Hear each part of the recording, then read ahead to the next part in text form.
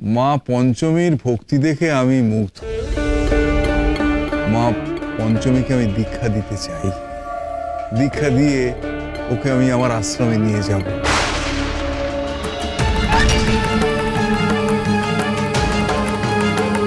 পঞ্চমী সেখানে শহরের মানুষদের বাবা নীলকণ্ঠের মহিমার কথা শোনাবে।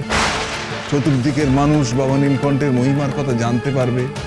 কাতারে কাতারে মানুষ এই ভুজঙ্গপুরের মন্দিরে ছুটে আসবে। ইতিমধ্যে আমি টাকা খরচ করিয়ে এই মন্দিরকে মেরামত করিয়ে রং করিয়ে ছলমলে করে তুলব। আর তারপর বাবা নীলকণ্ঠের মহিমার কথা জানতে পেরে শহরের মানুষ যদি দলে দলে এই ভুজঙ্গপুরে মন্দিরে ছুটে আসে, তাহলে তাদের প্রণামীর টাকাতে এই মন্দিরের পুজো আয়োজন অর্চনা এমনকি মন্দিরের সমস্ত উন্নতি সাধন ঘটবে। আপনাদের জীবনে আর কোনো ব্যথা বেদনা কোনো অভাব কিচ্ছু থাকবে না। পোড়ো মন্দিরে আর কতদিন পড়ে থাকবে? আসলে ভুজঙ্গপুরের বাইরের মানুষ জানতে পারবে যে ভুজঙ্গপুরে এমন একটা মন্দির আছে যে মন্দিরের ঈশ্বর ভক্তের বিপদে ভক্তের ডাকে ছুটে আসেন।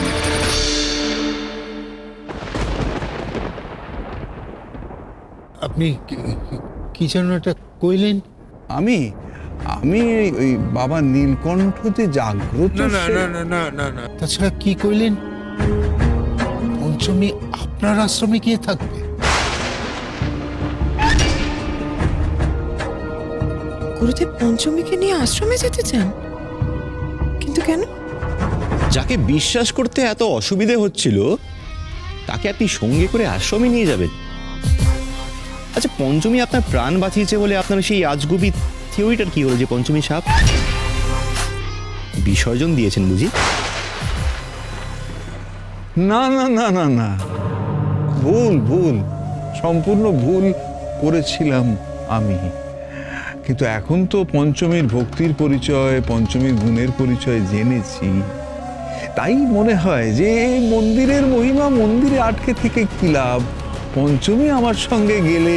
ও, আপনারা তো সাপে ফাঁড়া, তাই আপনি ওকে নিয়ে যেতে চান রক্ষা কবচ করে?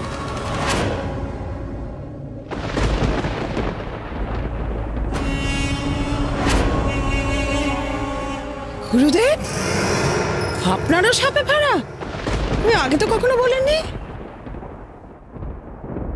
আচ্ছা, খামোকা সেই শঙ্খের মালাটা আমার গলায় কেন ঝোলাচ্ছেন? আমার মনে হয় আমার থেকে বেশি মালাটা আপনার দরকার, সেটা আপনার রক্ষা কবচ হবে। সত্যি তো বলছি, আপনার রক্ষা কবচের অপশনটা আপনাকেই মনে করে দিচ্ছি। আমার দরকার পড়েনি, পড়বেও না। এক কাজ করুন, আজকে ফেরার পথে মালাটা আপনি নিয়ে নিন, পঞ্চমীকে ছেড়ে দিন। এই তুই কি এত গুজগুজ করছিস বলতো? গুরুদেব সিদ্ধ পুরুষ, ওনার পঞ্চমীকে প্রয়োজন নেই। আমি বরং পঞ্চমীকে নিয়ে যাব 1 বছরের জন্য, আমার ছেলে রক্ষা কবচ করে।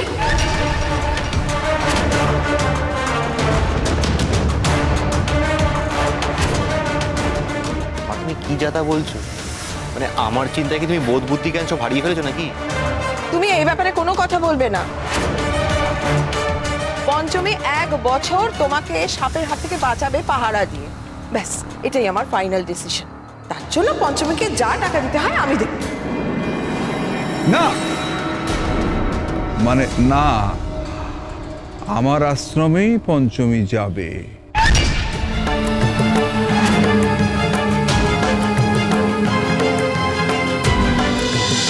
কিন্তু গুরুদেব। চুপ করুন আপনারা, দয়া করে চুপ করুন আপনারা।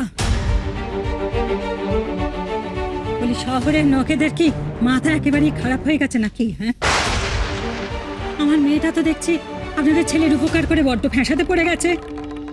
তাকে নিয়ে আপনারা টানা হাজরা করছেন, অথচ মেয়ের বাপ মা এখানে জলজান্ত দাঁড়িয়ে রয়েছে, আর আপনারা তাদের অনুমতি নেবার প্রয়োজন মনে করছেন না। তাদেরকে একটা কথা বলবার সুযোগ পর্যন্ত দিচ্ছেন না। হ্যাঁ মা মা মা মা এত রাগ করো না, একটু শান্ত হও।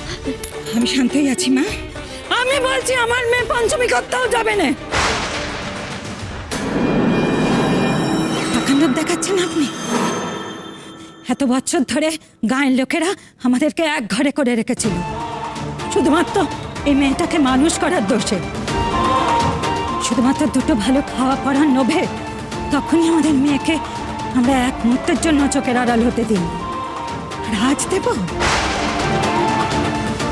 দিদি, আমরা গরিব বলেই নবী, টাকা পেলেই মেয়েকে যেখানে খুশি পাঠিয়ে দেব, একথা আপনাকে বড় বাবা ঠাকুর আপনাকে কে বলেছে শুনি?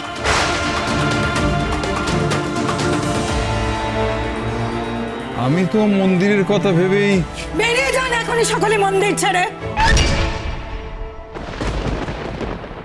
কারোর কোনো কথা আমি আর শুনতে চাই না।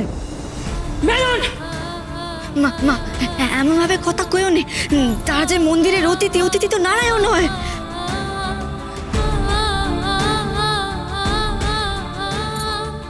দেখলি তো তুই পঞ্চমী, একটু আগে আমি তোকে কয়েছিলাম না যে শহরের লোকেরা বড্ড স্বার্থপর হয়। মিলে গেল তো আমার কথা? দেখে নিলি তো চোখের সামনে, প্রমাণ পেলি তো? আমি বাবা মাকে ছেড়ে কোথাও যাব না, তবে বড় বাবা ঠাকুর বা বাবুর কোনো ক্ষতি হোক আমি সেটাও চাই না। তাই আমি বলছিলাম কি, যদি এমন একটা উপায় বের করা যায় যাতে আমিও বাবা নীলকণ্ঠের সেবা করতে পারি, আবার আপনারাও বিপদমুক্ত থাকেন। বাবা নীলকণ্ঠ, তুমি এখানে পথ দেখিয়ে দাও না, বলে দাও কি করি এবার, কি করি? বলি কি, বড় বাবা ঠাকুর আর বাবু যদি এই গ্রামে এসেই থাকেন তাহলে?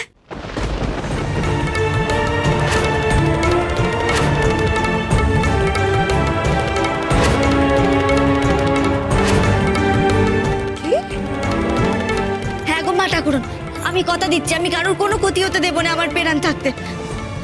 রাজি হয়ে যান না, এতেই সব দিক রক্ষে হবে। এই ভালো মা, আমার একটা আইডিয়া আছে। আমি বরঞ্চ ফ্যাক্টরিটা এখানে খুলে এখানেই থেকে যাই। আর তুমি চাইলে তুমিও থাকতে পারো এখানে আমার সাথে, কি বলো?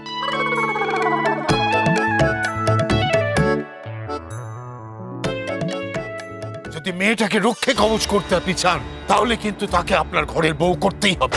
আমার ভাগ্যে সাপের কামড়ে মৃত্যু যোগ আছে। হয়তো আমি আগামী 1 বছরে মারা যাব। চুপ পর, ওনার ভাড়া কাটিয়ে আবার তো তোমাদের কাছে ফিরে আসবো। আমি মত দিয়েছি তো, কত লাখ টাকা লাগবে বলুন না? আপনি যদি এখন বলেন কোটি টাকাও দেবেন, তবু আমাদের উত্তর একই থাকবে, না।